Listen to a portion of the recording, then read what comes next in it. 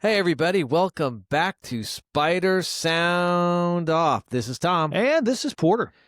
And we are here after Thanksgiving to talk about the road trips that went so well. Each team went one-on-one or one. What am I talking about? One win, one loss. Each team had one win and one loss Yes. during that trip. We also have games coming up this week we're going to talk about. Porter, how was your Thanksgiving? Thanksgiving was fantastic. We escaped the RVA for a little bit, got down to kind of the Chesapeake Bay area, and just relaxed with family. How about you? Nice. It was good.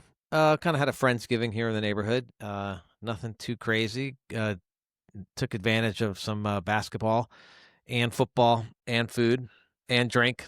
I bought Flow Sports for these two ladies' games, by the way. I don't know if you did the same. I did not. Okay.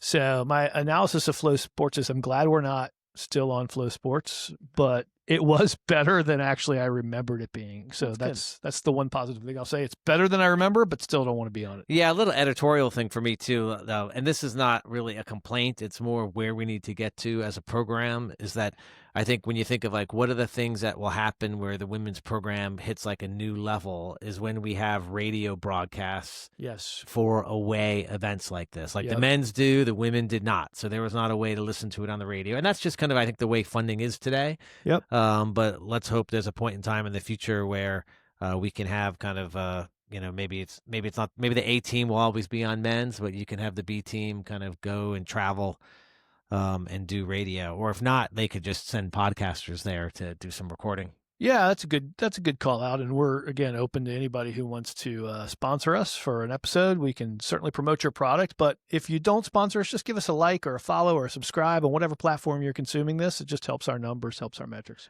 Okay, so let's recap some games. You guys thought we'd start with the men first. Yeah. We had that Furman game in the morning on Thanksgiving. Yeah. Why don't you go first? What did you see? Yeah, I mean, I think what was obvious is that we weren't ready for the 1-3-1. And it was a 1-3-1 that had kind of big guy at the top and at the bottom. So we had a lot of trouble, getting the ball around, a lot of standing around the three-point shot. But it wasn't just that. Like Furman shot 52% for the game. So that has nothing to do with the 1-3-1 defense. They scored at us, and they had two big guards. 165, 167, Alex Wilkins and Asa Thomas, and we just couldn't defend them. I mean, they scored tons of points for them, and we were really lucky to be in that game because they could not shoot foul shots. Yeah, they were 9 for 21 at the end of the game. So we didn't play well. I mean, I appreciate Mooney's trying to be the optimist, like if we only had 30 more seconds, because it did come to that last second shot. Yeah. But again, we got lucky. They just couldn't hit free throws. We had 15 assists and 17 turnovers. That's not good basketball. You know, it's funny, my first 4 points, and I just took notes during the game. I said the 1-3-1 was wreaking havoc, and we couldn't figure it out. So whoever did the scout didn't adequately prepare us for how to break the 1-3-1. Confusion early on defense was my second note. Furman couldn't make the free throws was my third note, and turnovers killed us. And it's not just turnovers, it's non-steal turnovers. It's just careless mistakes. Yeah. So that's something, that was a theme, I also saw in the Charlotte game. On the positive side, I'll say this. Daughtry announced himself firmly in that game. I mean, you saw that thunderous dunk he had. He was taking the ball downhill to the hoop. We just need more and more of that. Like, that is a special weapon that we have. I did think the two non-calls on Will Johnston at the end of that game were a difference maker. I mean, he actually was fouled twice, and they didn't call it. And one of the times he actually had a violent move with his head. And the guy, what was that move like, Porter? It was like that with your head, and they didn't call it. And so I did think the non-fouls were a difference maker. We almost lucked out a win there. Yeah. And the last thing I'll say was, I don't know what you drew up there at the end, but I can't imagine that a Walls fadeaway shot was the look they wanted. I think. Yeah. Let's hold on before we get to that, because yeah. I think we can talk about that for a bit. I will say you said kind of good things. We out-rebounded them. Yep. And we out-rebounded Charlotte by a lot. Yes. So I love the rebound. This is a good trend this year. We're getting better at rebounding, and we've heard Mooney talk about it. So that's great. Yes. It's not every shot where all five people are racing back on defense, which we've seen a lot. Yeah. Over the last 20 years, and it was a nice comeback for us. Yeah, we stayed in there. We were down 28-13. I think only like 9 minutes into the first half. Like we were getting crushed. I think you texted me and I said a few things that I probably, don't want to repeat on this podcast on that text. And we cut it to 5 13. at half, but we could never really get over the hump. So we had an entire half to try to take advantage of them turning the ball over and trying to make our shots, but we never could really get there. And we had 2 chances to win it. And kind of the one other thing that's, Walls missed that shot, and I'm sure he's not happy with a fadeaway shot from like beyond the free throw line. But what was interesting to me is that Walls, I looked at the minutes. Walls played 27, Beagle only 13. And it was different in the next game. Beagle had a great game against Charlotte, but it was interesting that in my head, it's like if you're going to give someone the ball like in the post, like who's got the best moves, I'd say Beagle, but he didn't really play much in that game. So you can't take a guy who hasn't played much and put him in for the last 2 minutes. I think Beagle got in early foul trouble, if I recall. So that might have been why his minutes were down. Okay, so this last play. So I looked at it again online, just like who was out there, and I like who was out there. David Thomas was out there. He can do a lot with the ball. Johnston was out there, who's kind of a good outside shooter. You had Daughtry in there, so you had kind of guys that you wanted. You had Walls, who can set picks, can pass, and then we had Argerbright throwing the ball in. So no criticism on the 5 out there, in particular because Beagle didn't play a lot. So if Beagle and Walls were, let's say, 20 minutes each, I'd say hey, maybe Beagle's out there. But anyway, you look at that play. And then it's like, what happened? And we didn't have a timeout, but I'm sure they've practiced this a lot. So I analyzed this play. You got David Thomas in the far corner. There's no way he's getting the ball there. Now, he cut there, but he's in the far corner. Ball hasn't been thrown in yet. He's out of the play. Wall sets a pick for Johnston. Sets a good pick. Johnston is wide open in the corner. Argerbright does not throw it, so he hesitates. And then the guy rolls off the pick. Now Johnston's not open. Walls rotates off the pick and is wide open. So he throws the ball to Walls. But 5 seconds is a lot of time. Was there 5 or 2 or something? It was like 5.2 seconds, yes. When Walls shot the ball, there were still 2 seconds left on the clock. So a fadeaway shot with 2 seconds left. Johnston was wide open in the corner, and I'm not saying. Johnston didn't have a great shooting night, so it's not like he was going to make that shot. He had heated up a little in the 4th. But I would like to see the ball go to Johnston. Then obviously Walls does a spin move, but then backs away to shoot the fade instead of just going to the hoop and trying to get fouled. Yeah, that's what I wrote. I'm like, you want somebody going to the basket, drawing contact, force that ref to swallow that whistle. In that situation. So I liked seeing Daughtry Daughtry just seemed to be posting up the big guy inside, and the guy's taller than him. So Daughtry's so strong, he could take guys to the rim, pretty much at will. And I want to see more and more of that as we go forward with Daughtry taking the ball to the rim. Yeah, what I've loved. This is in hindsight, and obviously I don't know how to draw up all the plays, but I'd love to have seen Walls picking Daughtry's guy to get Daughtry open for a drive. Yeah. That's the play I'd love to see. But anyway, it's a close game, and Argerbright missed a shot beforehand, and neither shot was rolling around and almost in. We had 2 shots that weren't close to end that game. I did write in my Charlotte notes, I like having Argerbright in at the end of games. He's so fast with the ball. He can move faster than anybody on our team with the ball, and he draws fouls really, really well, which that's been a theme we've seen all year. And I have confidence in him, even though he's a freshman, which is great to see. You want to talk about the Charlotte game? Yeah, let's talk about Charlotte. Okay. I love the response. So we came out on fire. We kind of kicked their butts from the beginning. Yep. I started off with these notes. I thought Beagle's early rebounding, especially on the offensive side, really was a difference maker for us. I wrote, Daughtry going to the basket is a problem for the other teams, but he also showcased a nice 3-point shot during that game. He hit 2 and looked really good doing it. I thought our defense in the first half was outstanding. I still love the fact that Argerbright's drawing fouls. Walls had a really nice game passing the basketball that game. He sees stuff that other guys on the team can't see, or maybe he's just taller and he can make passes they can't make, but his passing is really good. I also love Lopez's offensive versatility. I thought we left a lot of points out there in that game. We could have easily beaten them by 20. We were up 18 with 10 minutes or so to play.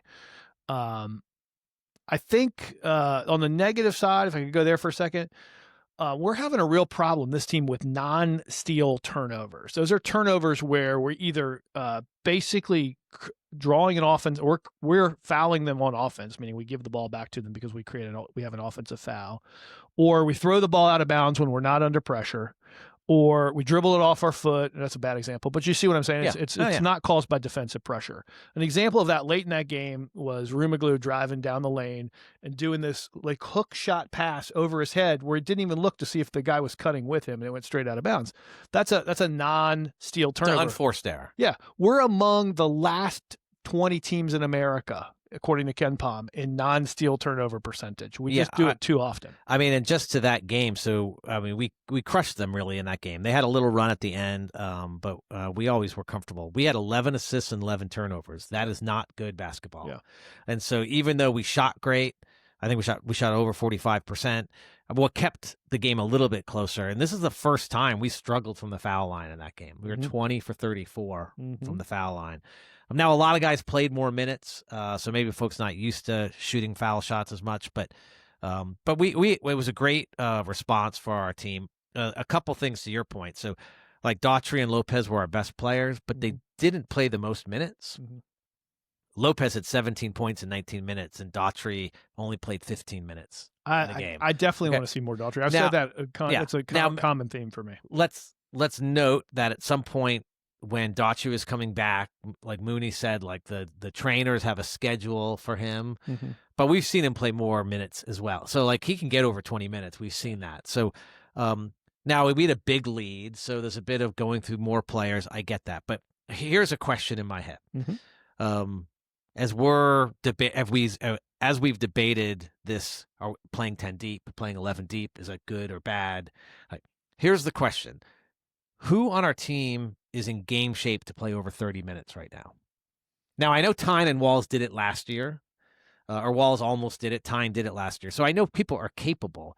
But if Daughtry, do you think Daughtry could play 32 minutes? I do. I think all of our guys actually could. I mean, I think... Yeah, but game shape is different than practice shape. I understand, but we're talking the jump between 21 and 22 minutes and 30 minutes isn't that great in college basketball. Yeah. For 21-year-old kids, they can do that easily. I'm not worried about that. I'm worried about it. Well, so I think as we get, and we saw it in the William & Mary game, that was really tight. Like the minutes went up for certain players. And I think if we keep playing 10 players all the time and 20 minutes is like the high end of minutes, is there a game where we're going to need Daughtry playing 35 minutes and he's going to be worn out?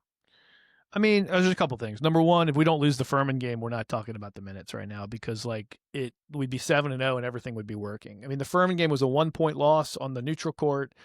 And they aren't a great team. Furman's not a great team. I'll admit they're a decent team. They're not a great team. And so, yeah, that was a problem. We could have easily gotten out of there with a win. You got a little bit unlucky at the end. We're 6-1. We're not a great team. We're not even a good team yet, but we're an above average team. That's something I'll leave you with. The rotation that Mooney is running, actually, I mean, it hasn't been ineffective. It's just not, we're not 7-0. We're 6-1. I know, but you're also saying you want to see more Daughtry, and I'm not sure you will.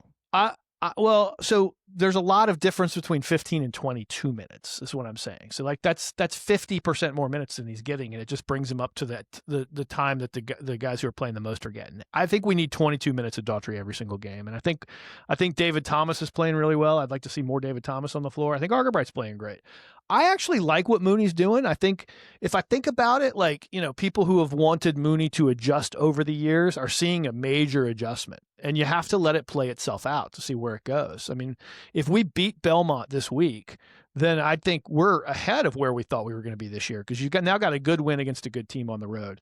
So let's give it a little bit more time. I mean, right now we didn't really move in the rankings at all. I mean, we're kind of still stuck in that 100 to 115 range, still projected for 19 wins. Again, not good enough to make the NCAA tournament, not good enough to even to make the NIT, but we're close. We're close. Yeah, and let's just a couple things on the A10 before we get to the women's side. So, yeah, we are 115 in the Bardovic. So we haven't moved a lot. I've seen whether it's Twitter or other podcasts where A10 folks like us are hyping how great the A10 is doing. The A10 is not doing great. It's doing okay. Yeah, I would say so.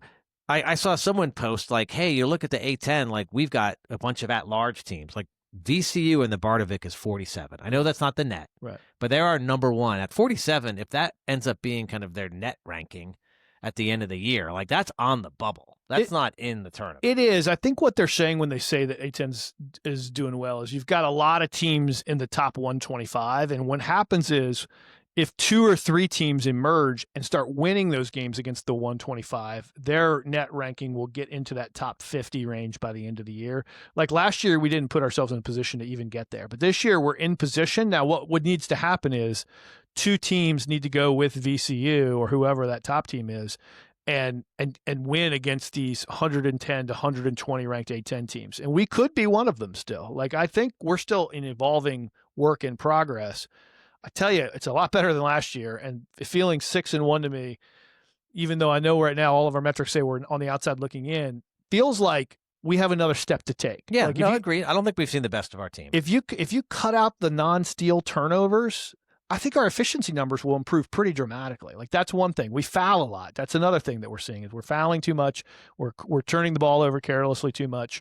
But the athletes on this team, what they're bringing to the table is different than what I saw last year. And I think, with Daughtry, with Thomas, with Lopez, there's so many exciting pieces that we have. And I think, we still got to figure out exactly what the right combination of ingredients are. But I do think we're making progress. Yeah, I think of the A10, just if you're wondering, the Bardovic, VCU is 47. George Washington is 56. I think they're feeling overrated. They lost 2 games over the Thanksgiving break to McNeese and Murray State. Yeah, but now they're still 56 because I think Bardovic likes their roster and sees them winning a lot in the A10. St. Louis is 58. They beat Santa Clara, which was a nice win, and then they lost a heartbreaker to Stanford. George Mason, who's undefeated, all quad 3 and 4 wins. They're 73, and Dayton 74. And I love Dayton. I think they're always going to be our first or second best team. Yeah. They're 5th right now. They lost to BYU in a tight game. That's a quad 1 team. They beat Georgetown. Good, yeah. They beat Georgetown. It was in theory a quad 2 win. They have UVA next weekend, so that's a big game. Dayton UVA will be a big win. But anyway, we're next at 115, kind of where we started the season. We're kind of meeting expectations. Expected. Bardovic has us 500 in the conference, so a lot to go. But hey, let's talk about the women. Well, before we do, I think on the men's side, you and I both were thinking, let's get to 7-0 through this tournament. We're probably going to lose at Belmont. If we win at Belmont and we're 7-1, we're exactly where we need to be. That's all I'll say. Yeah, and we'll preview Belmont in a bit after we talk about the women's tournament. They were in Cancun, played TCU first, and kind of got whooped. TCU's good. I would 49 to 23 at halftime. I would say the first half of that game we got our butts kicked. I mean, it's just simple as that. We got our butts kicked. Suarez was lighting us up from 3. Miles showed why she's among the best point guards of the nation. By the way, I Googled what is Miles making in NIL money, and that's all confidential. Yeah. They don't say that, but estimates are well over $1 million. It is funny. We did some scouting on this team, and kind of sometimes Miles we had seen play a lot. We heard from Coach about their bigs. Yes. But Suarez is what killed us. Yeah. Suarez lit us up. So it was interesting. I was looking at all the play-by-play after the fact. So she had the first basket of the game, which was a little foreshadowing there. She had 12 points after the first. She was 2 for 2 from 3 and 3 from 3 from 2 points. Then she went 4 from 4 from 3. 4 for 4 from 3 in the second before her first miss of the game with 2 minutes left in the second. She had 24 points at half. Didn't score for the rest of the game. Yeah. But, I mean, she was 9 for 10 from the field in the first half, and most of those from 3. So I watched it. Here's what happened. I mean, it happened in the Navy game, too. We just looked a step slow. We come out in the first half sometimes, and we just look a step slow. And you can get by and be a step slow against Navy. You can't get by and be a step slow against TCU. They're just too good of a team. In the second half, we switched to a zone that gave TCU real problems. They had a real hard time scoring in the second half. The zone was super effective. I thought we got our form back on offense. We outscored them in the second half. We didn't score a lot. But overall we played a much better Richmond, women's basketball game than we did, in that first half. And the one thing that is unfortunate. Obviously, we played Texas, who may be the number 1 team in the country on Monday. We'll they just beat South Carolina, number 2 in the nation, and UCLA, number 3 in the nation. So their odds are number 1 or 2. So losing to Texas at Texas is nothing to be ashamed about. Losing to TCU at a neutral court, nothing to be ashamed about. Right. The problem is that in both of those games, Maggie was really the only effective player on offense, and I think there's to me, I remember you mentioned this in the Texas game, and it's similar in this game. She had 5 turnovers. But I think there's a part of when her turnovers are high, it's because other folks aren't getting open, and she's trying to get assists because she knows that's part of her game, and she knows she can't score 50 points. But we're not finding in these when we're playing the top teams, like Maggie is able to show that she belongs. We're not having anyone else on the roster show that they really belong at that level, and that's not a slam. I mean, that's a top 10 women's. Those are top 10 women's teams. So with Maggie's start for them, you could debate all day long. I don't disagree with you, except I will say Sweeney did actually have a pretty good game. If you watch her that game, she actually looked pretty good, and she I thought played a pretty solid role in that game, especially in the second half. She was doing a really good job. It gets back to your point. You're like, well, to beat TCU, we need everyone to play. Yeah, you need all 5 game. players to play their top game. And I don't worry about it. I think it's going to come around, but Rachel just doesn't have her shot yet. So she was 2 for 7. I was look at her stats. So last year she averaged 15.3 per game. She's at 12.6 right now. Yeah. And in my head, I was like, oh, well, but we played TCU, we played Texas. Like, throw those games out. She's averaging 14.5, so still under last year's average, shooting 39%. Again, excluding Texas and TCU. Shooting 39%. Last year, she was almost 43% from 3. So hopefully it's coming. In that first half of that game, there was a play where Maggie did a beautiful handoff to Rachel at the top of the 3-point circle there, and started to kind of run down the lane to make her cut. And in the process of running down, cut the defender off from getting to Rachel. And they called him, and Rachel buried a 3, and they called a moving screen on Maggie, which it wasn't a moving screen. She was literally trying to get around the girl, and the girl kind of like almost induced contact. So I kind of think that in that way, like, it hurt that would have been like a shot that would have kind of equalized a little bit where we were in that point in the game. And I just thought it was a pivotal moment. There were actually, I wrote the other note is I didn't love just the number of illegal screens and moving screens that were called on us in the 2 games this weekend down there in Cancun. I didn't love them, and I think that did get in our head a little bit. However, that being said, Rachel started to get right against Green Bay and had a heck of a game. Her best game of the season, 17-12. Maggie was Maggie. I think Green Bay's game plan, if I watched that game right off the bat, was every time Maggie Dugan puts the ball on the floor and goes to the rim, a second person peels off and doubles her. And the first 2 times she did it and saw it, Maggie stopped cutting to the rim. She said, I'll just beat you from 3. And she hit 6 of 7 3-pointers. It was surreal, actually. She just couldn't miss. She was 8 for 11 for the game. I watched it with my dad, and he hasn't watched a lot of Richmond women's basketball this year. He's like, holy cow, that girl just does not miss. And you literally saw what everybody else knows about Maggie Dugan, which is there's a lot of ways she can beat you, and Green Bay found out. Yeah, I did like you said Rachel had 12 rebounds in that game, and she has upped her rebounds year over year. Yeah. So she's contributing in that. And again, what I like about Rachel's game, like, I haven't seen her force a shot. Yeah. Like, she's getting good looks when she's shooting. She's not trying to do more than, she's not trying fadeaway threes or backing up 2 steps to shoot a 3. So I think that shot's going to come. And almost, it's like if she's, shooting 39% now, or including the 2 top games, is shooting like 36%. And last year was at 43%. Like, that means she's going to be at like 50% for the rest of the season. Rachel's literally there. A lot of teams know exactly you cannot give her a foot of space, and so they're burying a defender on her every single game. But like our coach is a master at adapting, and I would imagine you're going to see some new movements in the offense to get her some screening, just to get that that space she needs to get that shot off. And you're going to see some performances out of Rachel where she'll be in the 20s with lots of made threes. Similar to the men, this was a great kind of get right game. Yeah. Team played great from the beginning. Green Bay's a good team, by the way. In the game before, they took number 25 NC State to the wire. They were winning in the 3rd quarter. That's the Power 5 fraud, NC State. That's the Power 5 fraud, but then NC State came back and won 110 to something against a pretty good team. So no, that wasn't a very good team. Okay, well, against a team. One thing I like to talk about, from bad game to good game. So Simon in the first game, I think, was 0 for 6. Mm-hmm. And then in the second game, which was interesting, I don't think I've seen this from her, but she had a lot of assists in the second game. Yeah, she played well in that. So she played really well. She had 6 rebounds, led the team with 4 assists in the second game. So we know a big part of our offense when it's rolling is the assist, where folks are cutting and getting like easy layups because someone's getting doubled and there's a cut and there's a nice pass. So as Simon is getting more used to our offense, which is different than where she played at St. Louis, it's great to see her get those assists.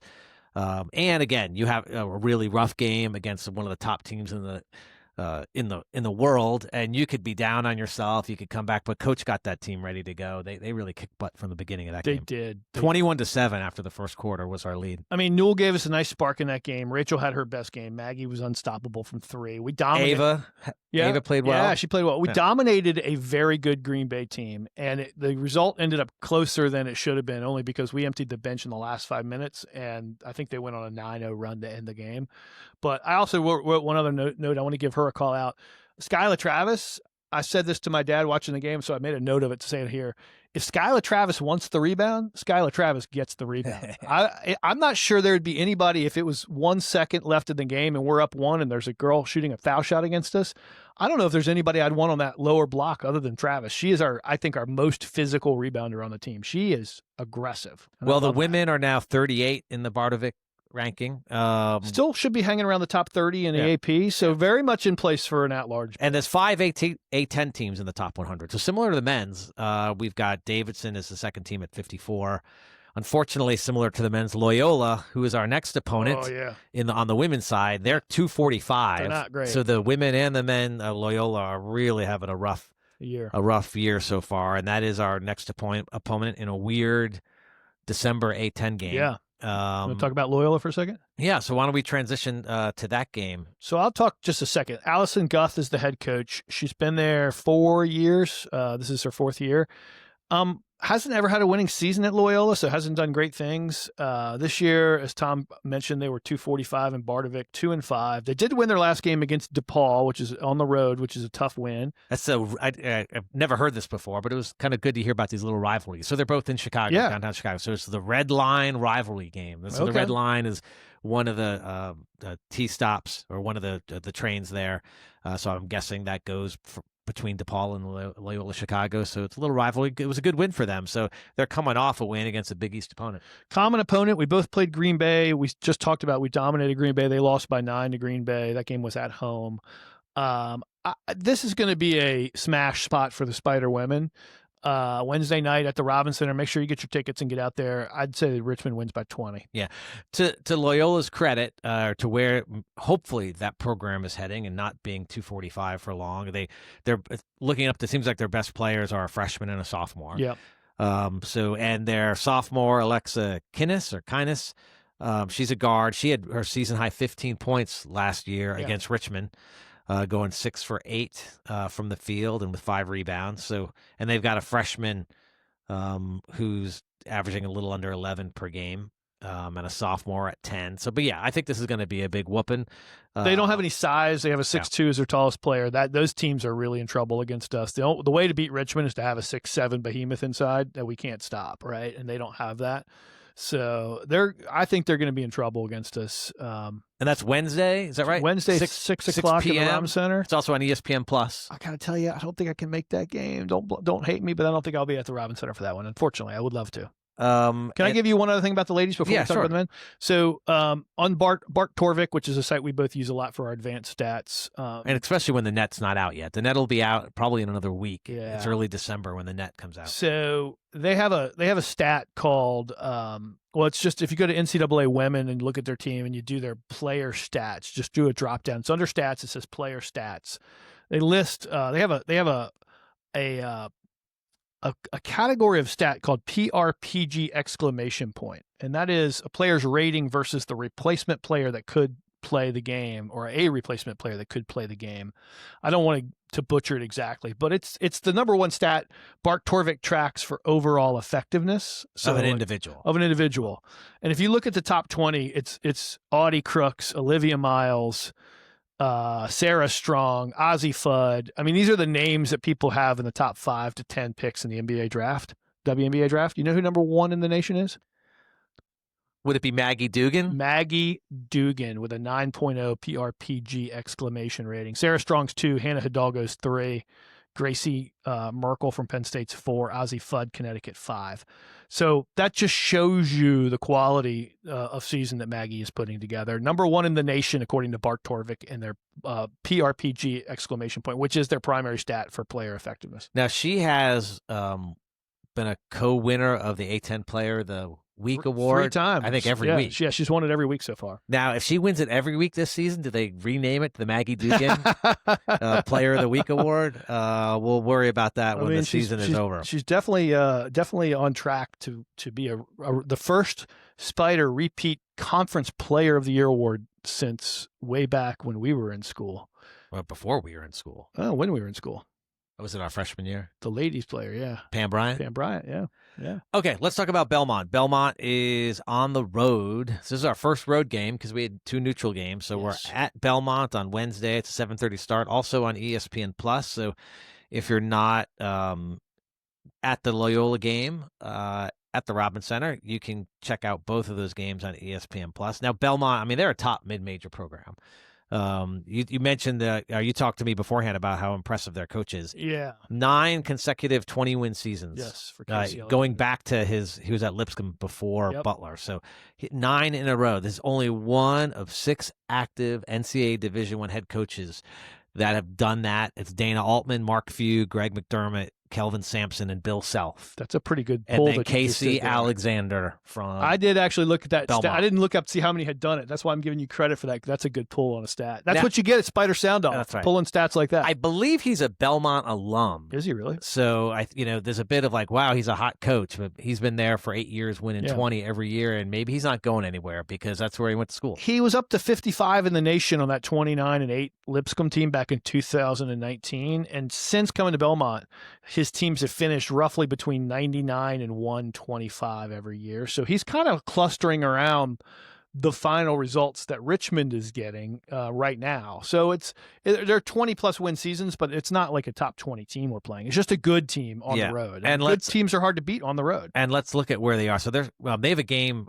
We're recording this on Sunday. They have a game today. So we don't know what's happening in the Charleston game that they play today. They are 7-0 before that game. They're all, I think, quad 4 wins. So to your point, they have a nice record. We are the best team they will have played this year. Yeah. And I do think they're going to look similar. So they have 10 players averaging more than 10 minutes per game. Sound familiar? It does. So I think we're going to see a lot of rotations. They shoot a lot of 3-pointers. We have shot 157 3-pointers. They've shot 151. Wow. So these are similar teams. Well, one stat that I found interesting, it's actually 2 stats on each side of the ball. So in terms of offensive turnovers, you were talking about how we turn it over too much. They are 340th. Oof. Okay. That's not good. No. Causing turnovers, they are 29th. Okay.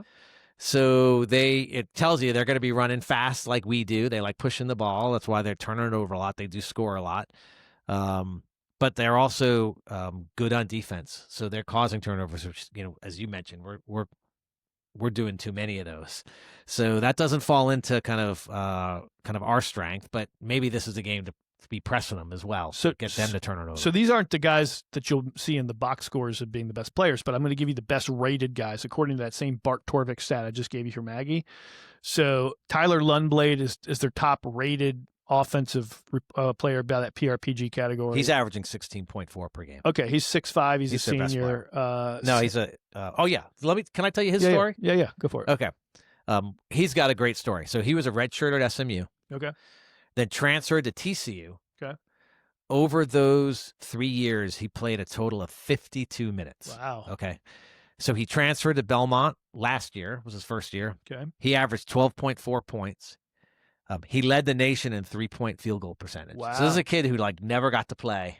Obviously a good recruit because he went to SMU. Showing that he can play. And then he had a great year at Belmont. This year he's averaging 16.4. He's a 6'5" guard. It's another tall guard. Yep. They make me nervous because we like the small guards. I want to see more David Thomas on him than anybody else. And who's second on their stats? Sam Orme, 72 minutes played percentage, 3.0 on the PRPG. He's a 6'9" sophomore. He's averaging 15.3 points and 7 rebounds. So he's going to be a big guy inside, not the 3-pointer. Number 3 is Brigham Rogers, 6'9", junior. Who's last on the list? Aiden Noyes. Aiden Noyes, yes. Last in a PRPG perspective. Yeah, he doesn't play much. I think he's only played in 2 of their games. But they've played these quad 4 teams, so they've had opportunities for him to play, and we wish him great. I don't think we'll see him be playing this week, but it's going to be a tough one on the road. It's our first real road test. Again, we had 2 neutral games. We kind of had our first loss, so we kind of licked those wounds, came out on Charlotte kind of on fire, and hopefully there's been some lessons learned, and this team is, obviously used to traveling, so traveling to Belmont is probably a little easier than traveling to Orlando. I'll say this. If we win against Belmont, which we're not predicted to do, by the way, I think they're favored by between 4 and 6, depending on where you're going to look. They're 67% likely to win the game, so we're 1-3. Remember, Furman was only 30% likely to beat us, so it can be easily be done. If we win this game and we're 7-1, now you're inside the top 100. Now you've won a tough game on the road. You've still got a pretty easy non-con schedule coming home to the Robins Center for a lot of it. You could see this team take a leap forward in confidence by the time A10 play starts and be potentially a top 4 team heading into the A10 after the non-con. Okay, so there's really one super important thing to look out for Mooney when we play at Belmont. So I don't know if you noticed, but in Orlando, Mooney went with sweats, no suit. Okay, for both games. There's been a lot of change in basketball over the last 20 years. And some would argue Mooney's been slow to change. I think the place where if he's been slow to change, it's been with the dress code. He's been a suit guy really since he started, and we've seen a lot of our opponents, almost most of our opponents are now, the coaches are all in sweats. Nice looking sweats, but I like it that he wears the suit. So I want to see the suit come back against Belmont. I like the suit because when you get mad, you can take the coat off. And if you get mad later, you can take the tie off. Like with sweats, you got no clothes action. And so I'm looking for slam the suit jacket on the floor. Oh, we've seen that before. Okay. So I want to see him back to the suit. I know I'm sure Porter and like myself, when we were right out of college, we had to wear a suit, but like be dressed for success was a big thing. So I'm going to leave this podcast with a little quote, okay? Got it. Send us off. Yeah. Send us off. Don't be into trends. Don't make fashion own you, but you decide what you are. What you want to express by the way you dress and the way you live. It's a good buddy of mine, Versace. Versace. Here's what I'll say about that. Chris, wear whatever wins the game. All right? Okay, well, we will call it a day here. We'll be back next week to talk about the games that happened and some games coming up next weekend. But until then, this is Tom. And this is Porter. And this is Spider sounding off. See ya.